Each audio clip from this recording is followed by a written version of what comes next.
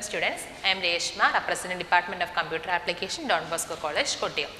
Today's session we are trying to discuss about some basic definitions that we are using in simplex method. Simplex method we use variables basic definitions in this session. And the main item 3 variables we deal. The first one is slack variable, second one is surplus variable, and the third one is artificial variable. Slack variable we already പറഞ്ഞ കാര്യമാണ്. എന്താ slack variables എന്ന് പറഞ്ഞാൽ ഏതെങ്കിലും ഒരു question അല്ലെങ്കിൽ ഏതെങ്കിലും linear programming പ്രോബ്ലത്തിലാണോ less than or equal to എന്ന് പറയുന്ന കൺസ്ട്രെയിൻ വരുന്നത്.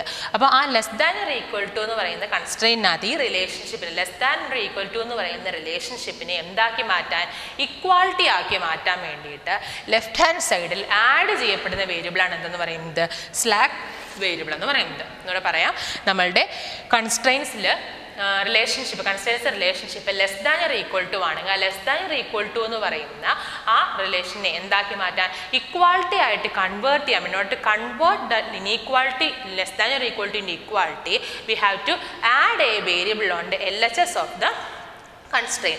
ആ ആഡ് ചെയ്യപ്പെടുന്ന വേരിയബിൾ എന്ന് വിളിക്കുന്നത് സ്ലാക്ക് വേരിയബിൾസ് നമ്മൾ വിളിക്കുന്നത്.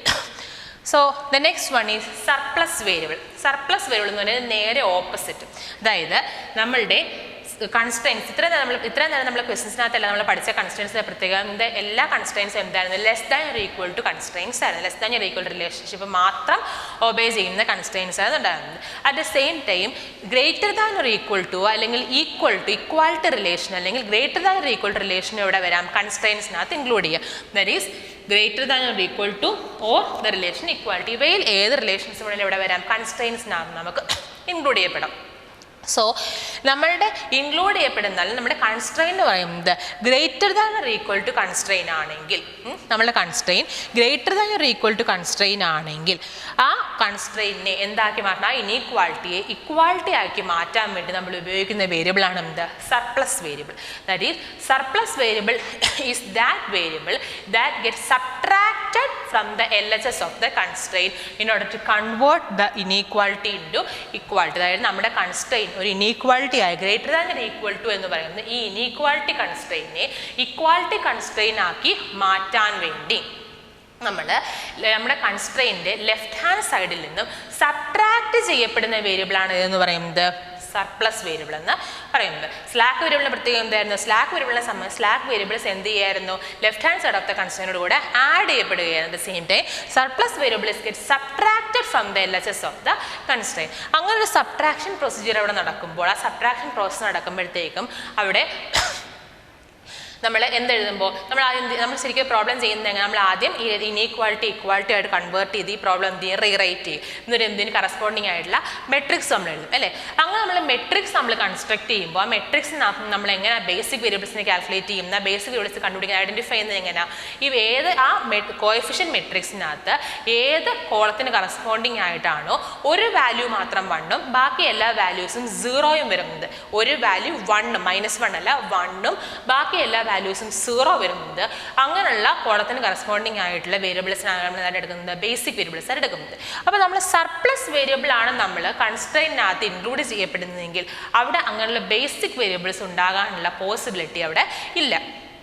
സോ അങ്ങനൊരു ബേസിക് വേരിയബിളിൻ്റെ പോസിബിലിറ്റി ആ കൺസ്ട്രെയിൻ സർപ്ലസ് വേരിയബിൾ ഇൻക്ലൂഡ് ചെയ്യുമ്പോഴത്തേക്കും ബേസിക് വേരിയബിൾസിനെ ഐഡൻറ്റിഫൈ ചെയ്യാനായിട്ട് നമ്മൾ ഈ സർപ്ലസ് വേരിയബിളിനോടൊപ്പം തന്നെ ആഡ് ചെയ്യപ്പെടുന്ന വേരിയബിളാണ് എന്ന് പറയുന്നത് ആർട്ടിഫിഷ്യൽ വേരിയബിൾ എന്ന് പറയുന്നത്. ദാറ്റ് ഈസ് നമ്മുടെ കൺസ്ട്രെയിൻ എന്ന് പറയുന്നത് greater than or equal to ആകുന്ന കേസിൽ നമ്മൾ എന്ത് ചെയ്യും, ആ തന്നിരിക്കുന്ന ഇക്വാളിറ്റി ആക്കി മാറ്റാൻ വേണ്ടി ലെഫ്റ്റ് ഹാൻഡ് സൈഡിൽ ഒരു വേരിയബിളിനെ നമ്മൾ എന്ത് ചെയ്യും സബ്ട്രാക്ട് ചെയ്യും. ആ വേരിയബിൾ സബ്ട്രാക്ട് വേരിയബിളാണ് എന്ത് സർപ്ലസ് വേരിയബിൾ.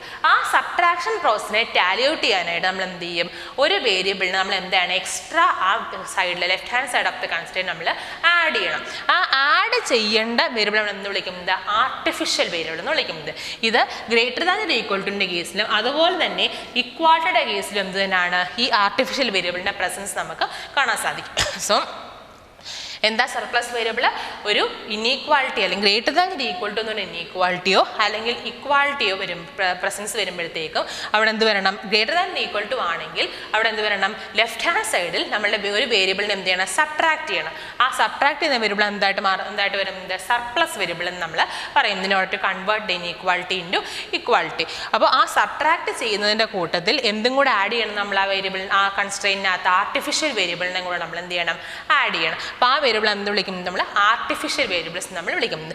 ഓൾസോ നമ്മൾ ആർട്ടിഫിഷ്യൽ വേരിയബിളിൻ്റെ ഒരു ഉപയോഗം കൂടെ ഏത് കേസിൽ? ഇക്വാളിറ്റി മാത്രം വരുന്ന കേസുകളിൽ.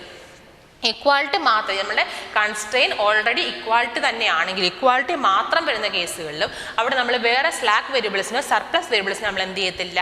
അവിടെ കൺസിഡർ ചെയ്യത്തില്ല. അവിടെ നമ്മൾ ആഡ് ചെയ്യുന്ന എക്സ്ട്രാ വേരിയബിൾ എന്ത് തന്നെ ആയിരിക്കും? ആർട്ടിഫിഷ്യൽ വേരിയബിൾ തന്നെ ആയിരിക്കും. സോ ഇതാണ് slack variables, surplus variables and artificial variables. ഇതിൻ്റെ കറസ്പോണ്ടിങ് ആയിട്ടുള്ള പ്രോബ്ലം സെഷൻ വരുമ്പോഴത്തെ നമുക്ക് ഒന്നുകൂടെ എന്ത് ചെയ്യാം? ഡീറ്റെയിൽഡ് ആയിട്ട് ഇതിനെപ്പറ്റി ഒന്ന് വ്യൂ ചെയ്യാം. So that's all for this session.